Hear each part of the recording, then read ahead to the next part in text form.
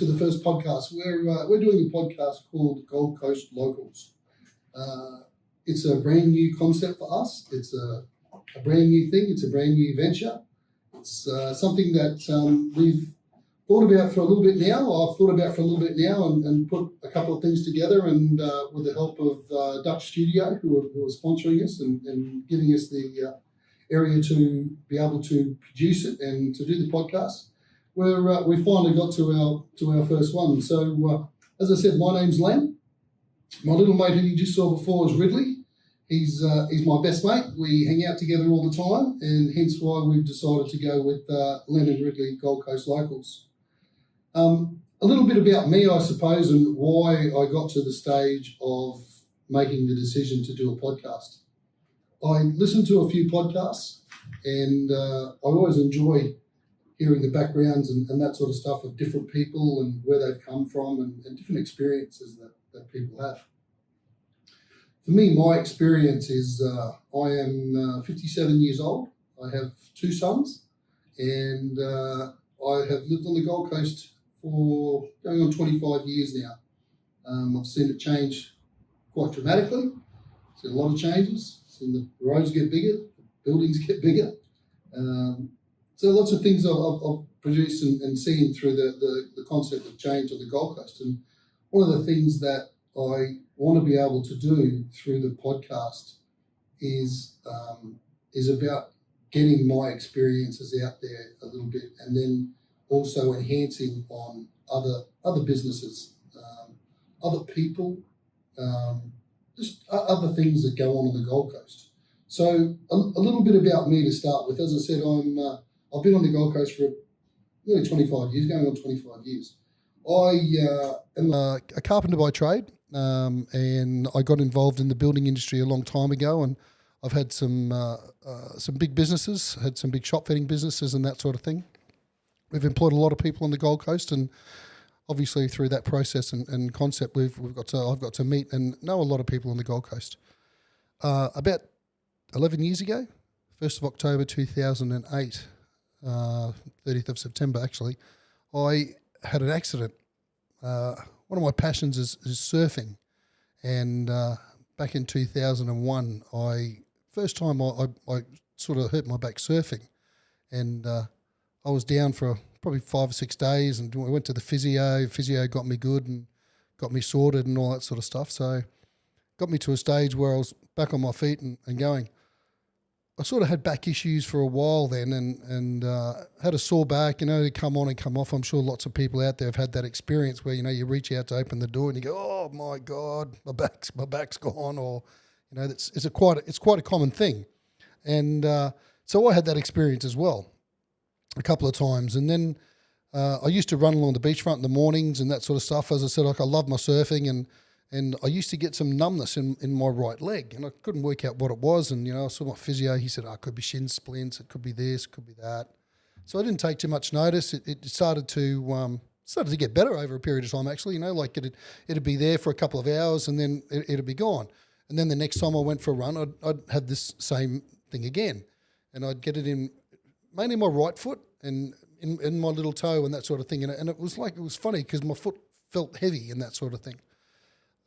This went on for a while, and then in 2006, I had another issue where I'd reached out to do something and my back went. And so that was the first time I ever had an MRI. Went and had an MRI and spoke to a doctor then, and he said to me, look, you're going to have to get healthy, or, something, you're going to have issues as you get older. So, I went, yeah, mate, no problem. No worries at all. And as I got to, over the next 2 years, we worked through processes, and I tried to get fitter and tried to do those sorts of things.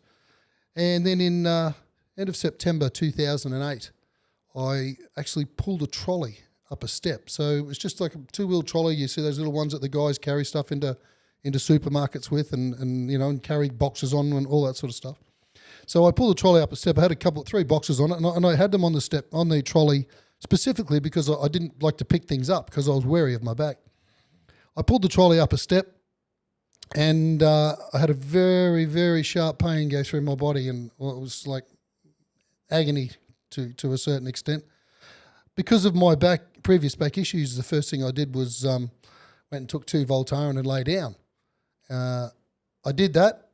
I laid down and I woke up maybe 2 hours later, and I thought, actually that's not too bad. I don't feel too bad. At that stage, our family had a farm in northern New South Wales, and so I got in the car and drove to the farm.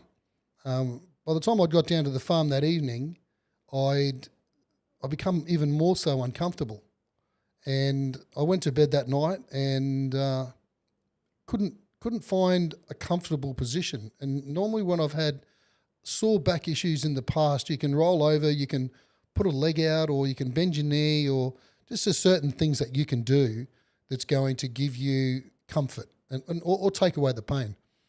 I found myself in a position where I couldn't find. I tried all of those things. I moved. I did everything, and it got to the stage where I actually had to get assistance. So I called an ambulance, and the ambulance came and took me to a hospital, and they got me all right. And well, they didn't get me all right, but they sort of assisted with the pain and the pain relief, and that was able to settle. And then they said to me, "Right, we'll keep you in at this night." And I stayed in that night. When I woke up the next morning, I went to feel like my legs, because it was weird, and I actually couldn't feel them. When I went to feel my legs, I'd realised that I was all wet. And so with the reality and what I'd realised and what I know now is I lost all the use of my body functions from the waist down. So I actually woke up with no feeling from the waist down. I was rushed to hospital back on the Gold Coast. I had and diagnosed with a syndrome, or what they call cauda equina, which cauda equina is the base of your spine, your spinal cord. What I'd done is, when I'd pulled the trolley up, long story short, a piece about the size of my little fingernail had come away from the disc down the base of my spine and squashed my spinal cord. So that was my experience, and led me to have a number of years off. I therefore spent 4 months in hospital after this experience, and I had to make a decision between work and walk, and I picked walk. So I went through a process of 7 years, just about, of doing anything. I went to Brisbane to find the best doctors I could find, to find the best physios I could find, to find the people who I believe were going to assist me in getting back to me being the best person that I can be. That's all I can ask of me, and that's all I wanted, was to be the best person I can be. After 7 years, I sort of got to the process where I realised that, I can walk with crutches and assistance. They told me I was never going to walk again, so for me that was a big thing for me. That was the drive. I remember the doctor saying to me, Len, you have to understand the fact that there's every chance that you'll never walk again. I said to him straight away, immediately, I said to him, mate, I'm going to ride my surfboard. You do what you do, and I'll do what I do. It's 10 years down the track now, getting and going into the 11th year. I still haven't ridden my surfboard yet, but I know I'm going to. I've been paddling on it. I've been out and I've done those sorts of things. So throughout this experience, and the reason I'm telling you this story is because I had to make a decision about how good I could be and what I wanted to be. And as I said, I just wanted to be the best me. And I've come across a lot of people in the process who, they get down themselves and that sort of stuff about those sorts of things. But I want to take this opportunity with this podcast to talk to different people about different things and let people out there understand that, diversity is something that happens. It's not the end. It's something that we can get around. It's something that if you believe in and you focus on and you make a commitment, you as a person can achieve anything that you want. So I made the decision last year, after doing a bit of work and helping my son with the building company. I struggled because middle of last year I started to have experiences that I hadn't had before. I was losing more and more use of certain areas of my body, bladder, bowel, all that sort of stuff was getting worse and worse and worse. And I struggled. I struggled to cope with what was going on because I try and look after me, as best I can. I exercise every day. The bike, I ride the bike. I swim every day. I try and maintain. I don't try. I do. I maintain myself as better I can. I'm pretty much the same weight now at 57 as I was when I was 20. So I'm doing what I believe are all the right things to be able to maintain the best possible outcome for me. So I want to talk to people about those sorts of things. And through this experience last year, I realised that I can't run around. If I drove to Brisbane, I get to Brisbane and I had no control over my bladder, for example, and I'd have issues and all that sort of stuff. So it looks pretty funny when you try and get out of a car and it looks like you've been in a swimming pool, if you know what I mean. So it's not a great experience. So I came to the conclusion that that sort of stuff wasn't for me. I can't do the running around. I can't maintain those things, and I started to become unhappy. And I made a promise to me that I would always try and look after me.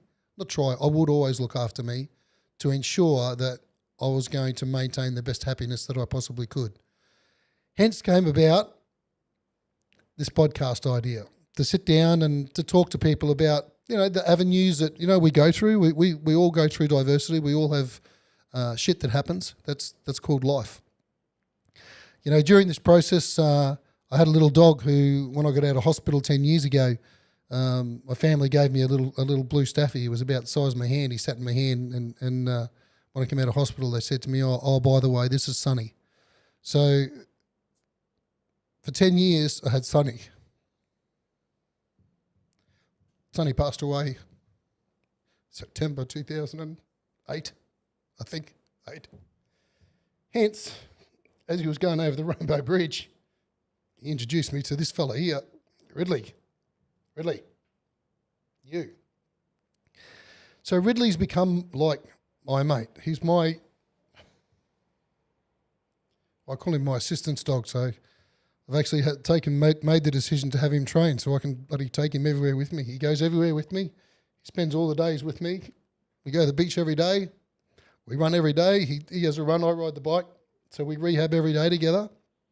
So him and me it's funny because I call him, he's a rescue dog. He was one of 12 pups who were dropped on the side of the road when he was 2 weeks old.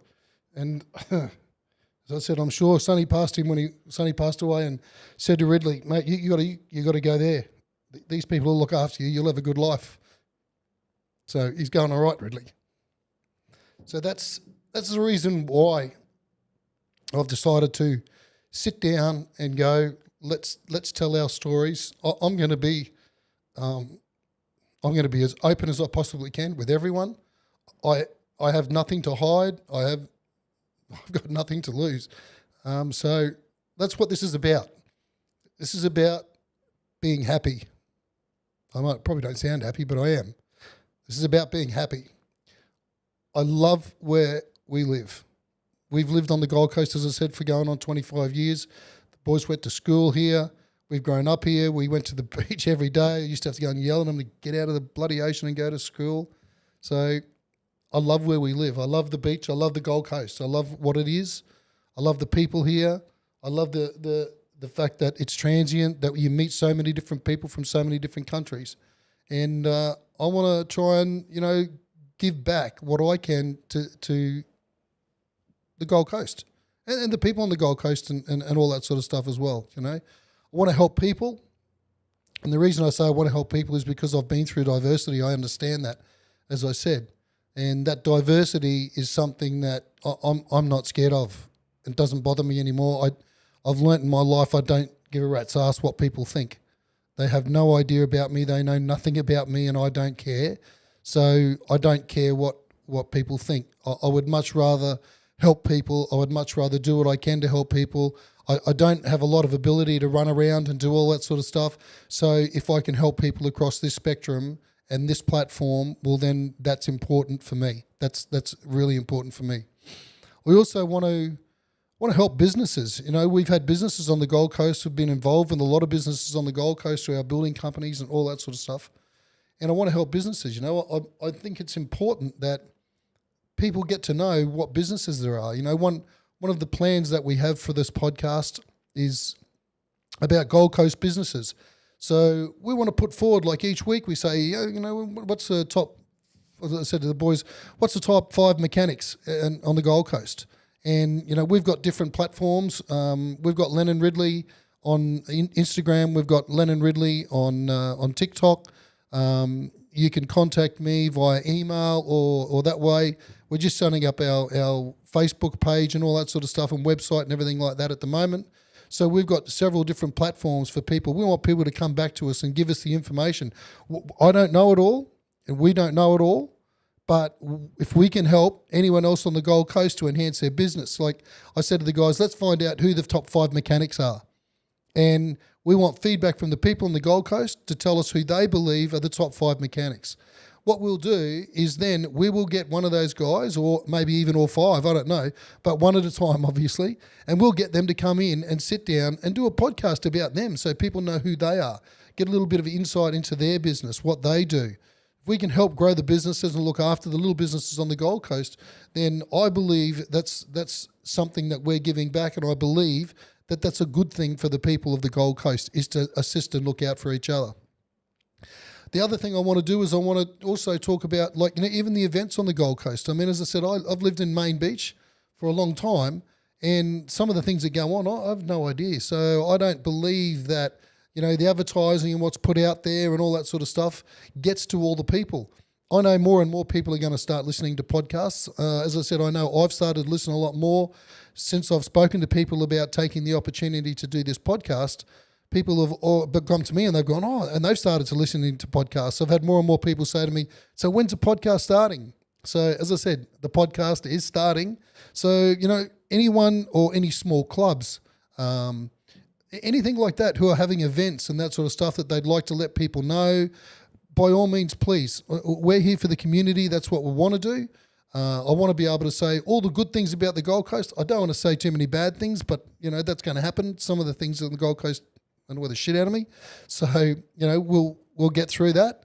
One of the other things I want to do that I think is important too, as I said, I've got 2 sons. One of my sons is involved in the music industry. And, you know, I know how many young guys that we've got and how many good young talent we've got on the Gold Coast that doesn't get a head up, you know, like, you know, they really struggle. So, you know, I want to be able to put out there, they're playing here, they're listening to that, this is what's going on. So, you know, in the future, there's some of the things that I want to bring forward. I want to enhance the local talent and give those kids the best opportunity that we can possibly give them to have other people hear them. You know, if someone's got a gig on, they want someone to play, maybe we can, you know, help a few people out. That, for me, that's what this is about. Surfing, I'm avid, love surfing.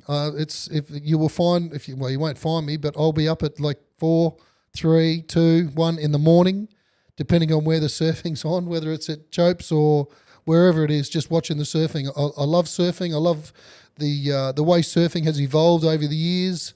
You know, from the days back as one of our local boys, Shane Horan, you know, and it's come through to, you know, the boys like, you know, the Mick Fannings and the Joel Parkinsons and those guys that we have now, and the evolution into the next step of surfing. So, you know, I actually think, to be honest, I think ladies surfing has probably progressed more in the last couple of years than men's surfing has. So, you know, the Steph Gilmores and those people from the Gold Coast, you know, they're the people who I want to watch, I want to enjoy. I know quite a few of the boys, the lifesavers down here, so I've got a couple of the boys lined up to give us surf reports, updates, and, you know, things that are going on, a bit of a chat about what they're seeing is going on the beach, how things are travelling, and, you know, and all those sorts of things. So I think that's important that we can relate to what's one of our Gold Coast's tourism, you know, benefits. We live on an island, and I've travelled a lot around the world and seen a lot of things, and I can tell you, we have got the best beaches in the world. There is no doubt about that whatsoever. So as I mentioned, you know, if you want to come back and give us some feedback, if you want to ask questions, if you want to know anything, I'm going to talk a little bit about what I do for my health, for my back, what I've learnt through the process and how I go about those things. You can see that happen on Instagram, Lennon Ridley Instagram. It doesn't have too much about that at the moment, but as I said, my intention now is to start enhancing as much information I can on the platforms to be able to let people understand. Anyone who has any questions or wants to know anything, please do not hesitate to ask me a question on Instagram. Come to us through TikTok, whichever. I have a new email account. It's called Len, Len, at Dux Studio, which is duxstudio.com.au. Please send me your information if you've got something going on, if you know of something, if you need to get something out there or anything like that. Please don't be nervous about hitting me up through by email or anything like that as well. So that's who we are. That's where we're at. I hope you guys enjoy this journey and this venture that we're undertaking, because, as I said, for me, it's important, and I'm looking forward to giving back. I've got some great guys who are going to be involved in this with me. You'll get to meet them as we go along and talk about a few more things. And so I hope you guys enjoy. Welcome to Lennon Ridley, Gold Coast locals. So, what's up, Ridley?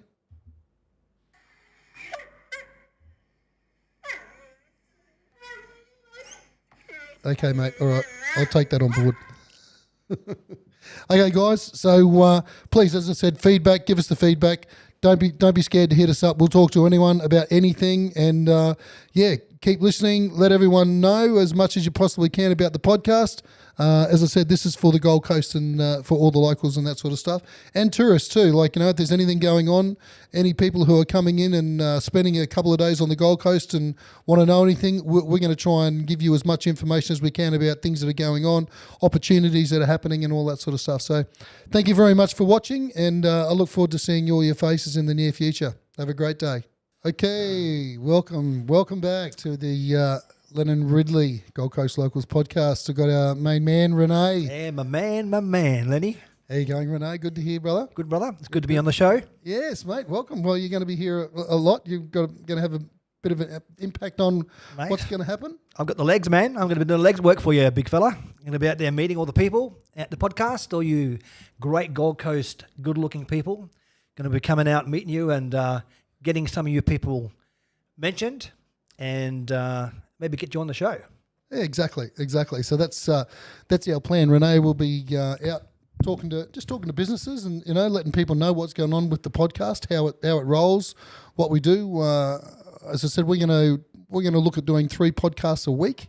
So just to keep up with what's going on, we've got a lot of businesses on the Gold Coast. We span all the way from, say, Coomera to Tweed. So, there's a lot of opportunity for us to get out there and meet people and talk to people and that sort of stuff. And I think everyone's starting to settle down a little bit now that the Christmas holidays are over. Australia Day's finished. The madness is over. Yes, back to school, they call that, Lenny. Yes, it is back to school. I'm actually enjoying it because I've had a bit of assistance from a guy who I've never met before, and he's helped me to get a new push bike. As you know, I ride my push bike every day. Yeah, and it got stolen.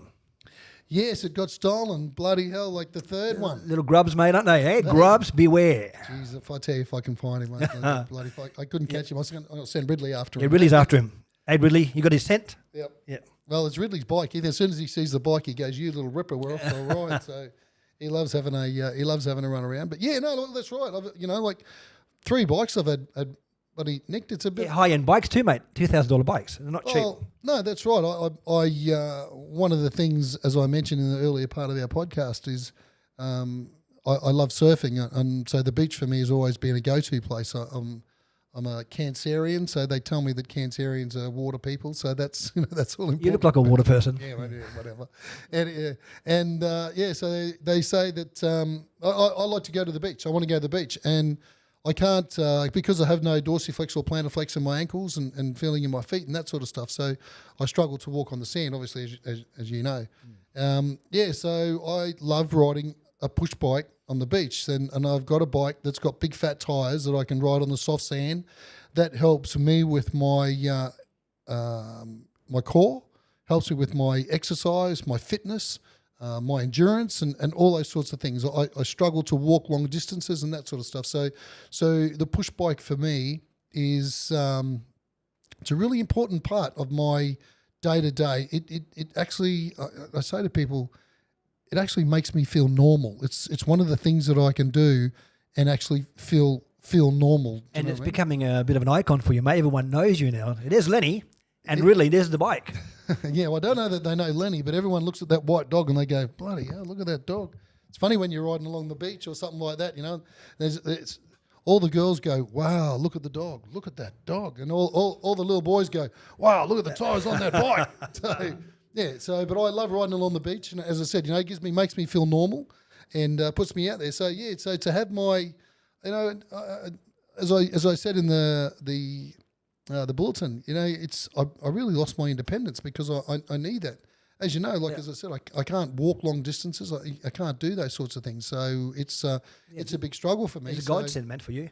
Yeah, so the independence, and I know when I had my spinal injury, 10, 11 years ago, that was the biggest shock for me, was actually the loss of my independence. That took me a long time to get over. That I couldn't just pick things up. I couldn't do it. I couldn't do what I wanted to do. So so that was a big shock. That bike keeps you fit too, but that's a good exercise. Oh, absolutely. And I mean, one of the things about having a back injury is being able to maintain a good level of fitness. Yeah, low impact. Low impact. It's really important. I mean, that's why pools are good.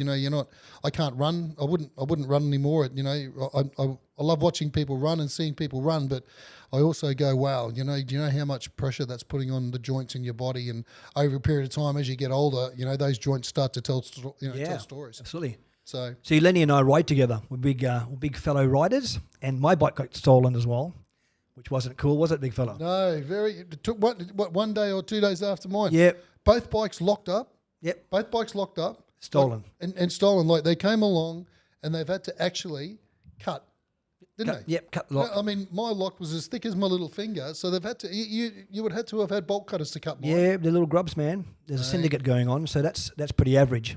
It is average, yeah. But it's unfortunate. I know we're talking. I'm talking to a little community here thing in Tedder about trying to get some cameras in the street now. Yeah, great idea. Put a petition together and going to go to council and we've got enough people coming through here now. We've introduced the tram. The tram's brought a lot more younger people in, which is great. I've got no issue with that. But there's more and more incidents happen. As soon as you bring more people in, there's more incidents. So I think when cameras and that sort of stuff around Tedder Avenue are probably great idea. Are going to be a benefit. Bit of a deterrent, hopefully. Yes, bit of a deterrent, bit of a. But a grub's a grub. A grub's a grub, mate. Sorry, I've got to call it when I see it. Yeah. Well, I mean, if they want it, they're going to get it, aren't they? I mean, that's always been the philosophy. It doesn't matter where you go. If they want something, they're going to be able to grab it and run. So yeah, but if it's harder to get it, it's going to be harder to lose your bike. Of course. But it's the same with insurance companies. Like I had my bike insured, and they come back and they go, oh, you can't. They won't insure it away from home. You've got to have a separate policy to have it insured. Now that's crazy. You've got a bicycle, but it's not insured if you ride it out. No, but they don't tell you that either. They don't tell you that, until you get the thing. So, but that's lo and behold, you've got to come up with different circumstances, and hence why you use GPS trackers or whatever to make sure that you know where the. We're going to catch that grub. Absolutely, we catch it. No worries and welcome. I mean, whoever took the last one, as you know.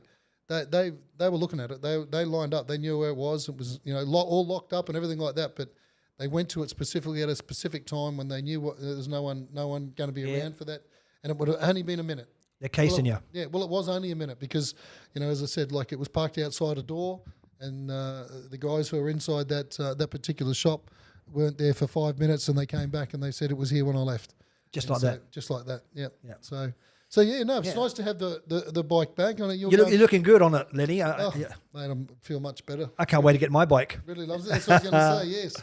Yes, yours is the next one. It's coming. It's coming. Get back ride. So there's nothing better. I think it's one of the coolest things on the Gold Coast is how council have spent the money on enhancing our bike paths and tracks and all that sort of stuff. And I'm talking like from here all the way down to Cooley, you know what I mean? Like awesome. we've got some absolutely beautiful places where you can, you know, where people, mums and dads take their kids, you can go for a ride on the bike, you know, you just kick back, you know, you can stop at little restaurants or cafes as you go and by and have something to eat, and you can actually make a day outing, you know. I know really loves going for a ride in the Pushy, you know, it doesn't matter where we're going. We go for a ride and off we go. He's happy as long as he's running around outside. He's happy as. And the good thing about it is you can hire bikes, right, and the electric bikes but we've got an issue with it, obviously, right, because electric bikes just move too fast on these tracks, and it's pretty dangerous. Yeah, look, I think electric bikes are good, but I don't think that the bike paths. You know, like we've just gone through the Christmas period here on the Gold Coast. I ride along the beachfront, as you know, every day, a couple of times a day. You know, usually just depending on if I can get out, buddy, bright and early, I'll get out first, and then really, and I'll go for a ride during the day as well. And I don't know, I'm not quite sure how it works that a 10-year-old should be given an electric bike, scooter, or they've even got those 3-wheel things that they stand on now and all that sort of stuff. They do, like, these things actually smoke along, you know. They travel about 30 kilometres sometimes. Exactly. You know, 30 kilometres an hour or something like that. And you can't hear them, like, you know, and especially through the Christmas period and the holiday periods that we have here, we've got so many families who go to the beach. We've got so many people from different states, from different countries that come to Australia and, you know, and to experience our beautiful beaches. And I know when I'm riding the bike along that if I see, especially like, I'm talking about little fellas, you know, little people, like, you know, 1, 2, 3, 4, you know, where they're excited. You know, when they come to the beach, they're going, oh, you know, they're all there running around, and, you know, mum's got arms full with all the bags and the thing, and dad's usually got the beach towel and an esky and all this sort of stuff. And, you know, then, hey, Johnny, just relax, mate, just relax. But Johnny's excited as, you know, he's jumping out of his skin, or, you know, so, sure, they're straight across the bike path. Yep. And you don't, they have no idea of where they're doing or what's going on. And I worry because, you know, like, I'm cruising along and I'm wary of them, so I'm going slow. I've got a hand on the brake and I'm ready to stop if I have to. And then shumpa, beside me will come a 10-year-old kid, even a 14, 15-year-old kid. They're all they're doing, they're just having fun. That's their insight. Is, oh, I'm just having fun. I'm just, you know, I'm riding along the bike path and I can go as quick as I want because there's no rules. That's right. They don't have licenses. They can't because they're kids. So they don't have licenses. So they're not real up to on road rules and those sorts of things. And man, they're absolutely smoking along. Yep. And most of the time they're racing each other. Yep. You get a group of kids, you know, especially school kids nowadays, you know, they're all 14 and 15, 16. They can't have a license, but they can all go and hire these bloody things and scoot along the, you know. It's pretty dangerous, man. I've seen a few kids get hit. It's really dangerous. Well, it's funny because I was talking to one of the lifesavers the other day, and we were talking about it, you know, and I said, man, does anyone ever say anything about these electric scooters on the bike paths? Because they're bloody dangerous.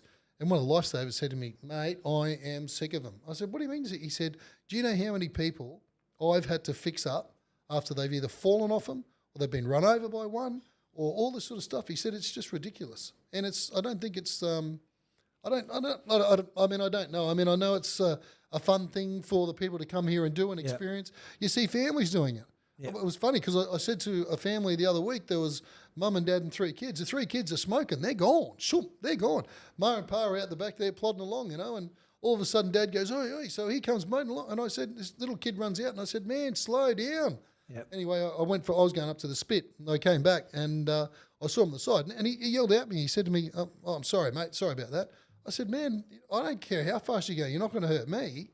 But it's all these other people that are just cruising around and talking and that sort of stuff. And young kids, and it's also elderly people. Oh, absolutely. You know, they're just managing to just walk. Yeah, that's right. You know, and you know, you can knock them off their legs, and they can break a leg. Yeah, easy as, because as I said, those things fly. And I reckon, I don't know what one of them weighs. I've never ridden one or been on one, but I would think they're probably 40 or 50 kilos. Yeah, easy. You got 40 or 50 kilo doing 25, 30 Ks. Yeah. It hits you. Hits a little kid like, 5 or 6 or whatever. It's going to do some serious damage. Yeah, I reckon they should do. They should, when they hire the bike, the people who hire the bikes out have instructions. There's rules. Give them a heads up. You can ride the bike on a footpath, but be aware of people, be aware of children. I don't think any of that. I'm sure they do. You reckon? I don't. I'm sure they do. I'm sure they have all those things. Be careful, do this. What I think they should do is govern them, and govern them back down to like 10k an hour or something like that. If that's what they've got to do. If you've got a kid who's under, say 12 years old or 13 years old, well then he shouldn't be able to do 25 or 30 Ks. That's right. Do you know what I mean? And then that's going to stop mum and dad from doing 25 or 30 Ks because they're going to have to stick with him. Yeah. But when you get to 16 and 17, I don't know. I don't think they should be riding them because those kids are going to be. They go like bulls at gates. I've been seeing them in the 20s. Groups of kids, guys in their 20s, in a group flying on the park over the hills. It's fun, but it's not safe. It's fun until someone gets hurt. That's right. And someone could get seriously hurt, and then I don't know what the insurance repercussions are, but if they won't insure a push bike after it's been stolen a couple of times, I'm damn sure you're going to have a lot of fun trying to get any claim out of someone who's a 12-year-old kid doing 30 kilometres an hour along a bike path who takes out a 7-year-old kid. Nasty. Yeah, So as much as I said before, as I mentioned earlier, the bike paths and that sort of stuff that we've got here on the Gold Coast are absolutely beautiful. So, as long as they can be kept safe and looked after, that's all I'm sort of saying. I mean, I know businesses have got to make money. That's what they do. That's their business. But I suppose at the end of the day, I just think Gold Coast Council have probably got a little bit of responsibility. Yep, I'm with you, man. In relation to how it's going to be conducted, especially through peak holiday seasons. Like we had a lot of people in the Gold Coast just recently, and they've only all just gone home after Australia Day. So, I do think that there's something that probably needs to be looked at. This is what podcast's for. Maybe we'll get some feedback. Yeah, well, that's right. Yeah, I'd love to hear some feedback from people, and people who have had experiences, whether good or bad, with the riding or not riding, or people who have had accidents, and that sort of stuff, because I think it's something that needs to be put out there. And as I said, I don't know how you transfer any responsibility, whether that's what the world's about now or whatever, but it's mate, it's crazy. dangerous. So we're talking about crazy. Let's bring the dance back to the Gold Coast, I reckon. Yes, retro Renee. Having a retro Renee moment. I'm going to have a regular song or different song every week to inspire people to dance and hopefully get out there and ride your bike. And we can put some cruisy music and some great visual behind it. Hey, Lenny, what do you reckon? Hey, what do you reckon, Ridley? Yeah, you into that? Hey, retro Renee, you woke him up. He liked it. So we'll play a song and then we'll come back. Yeah. Okay, done. All right, so we can do a song and then we can just put a visual over it, or a little bit or something, whatever. Riding, clubbing, something. Because I'll do different, like retro songs, like Ricky Martin, Gloria. I want to get them different toe tapping, That's good. So something different. We just got to be. Yep, we just got to be careful. We just got to be careful of the copyright. Yeah. Well, if we don't sell it, we don't have to do the copyright. But we could do. They'll take it off. Yeah, like you play some songs, they just go there. They won't let you put but it. If we do APRA, we pay a fee every year. We can play it, can't we? Yeah. Have to find out. Just find out what it is. Yep. Yeah, you know what they are. Come here. Yeah. Up here. Come on. Up. Come on. All right. So you want to go say goodbye? Okay. Yep. Say goodbye. You ready? Oh, you're a good doggy. Good boy. Good boy, Right. Ridley. Okay. Ridley's in the house. You're right, mate. It's time to go, isn't it? It's time to go. Yes, it's time to go. Look, I just want to say, first of all, thank you to everyone who listens to this. Thank you to you boys for getting this thing on the road and getting us started. So I really appreciate that. Ridley and I are looking forward to this venture. As I said, you can get in contact with us through Len and Ridley on Instagram. you can get contact through Lennon Ridley, mate. Relax. Through Lennon Ridley on Instagram, Len at Duck Studios, I mentioned before, .com.au. We've got our website and all that sort of stuff is taking off very shortly. So if there's anyone who's got any questions, anyone who wants to know anything, anyone who wants to promote anything or talk to anything like that, we're here. Next podcast, I think we're going to open up a little bit and try and find. We'll probably start up the northern end, up this end of the coast for us. Or do 5 good restaurants up this end of the coast. Good idea. Five best restaurants in Tedder. Oh, not in Tedder, maybe in Main Beach. Main Beach, or all the way to the Spit up here. Yeah, I think the Spit, back this Sheraton way, back Mirage. to the surface. Yeah, it's got Sheraton, got those sorts of things. So if we can get some feedback from some locals, from local people and that sort of stuff as to what they think is the best restaurant there, and let's get them in and have a chat and see how we go. And you've got some interesting people coming on the show, haven't you, Lenny? I have got some interesting people. I know a lot of people. I do some work with people about belief, where I talk to them about making a commitment to themselves and doing those sorts of things. And I work with a couple of very, very interesting characters who I'm going to introduce. They don't talk very often. They don't come out very often. But I'm going to introduce them through the podcast and, get a little bit of an insight as to what they do with people and talk to people and that sort of stuff. So I'm looking forward to it, but I also want to make sure that we keep the local people involved in this process as well, So, yep. My intention is if I'm riding along the beach and I get talking to some interesting character or, guy, lady, whoever, whatever, I'm happy to get them on the podcast. So, let's talk to anyone and everyone. That's what it's about. It's about Gold Coast locals. So what we're going to do. Let's talk to as many locals as we can find. Let's do it, big fella. Righto. All right, guys. Thanks very much. Thank you. Thank you for listening to the podcast and have a great day.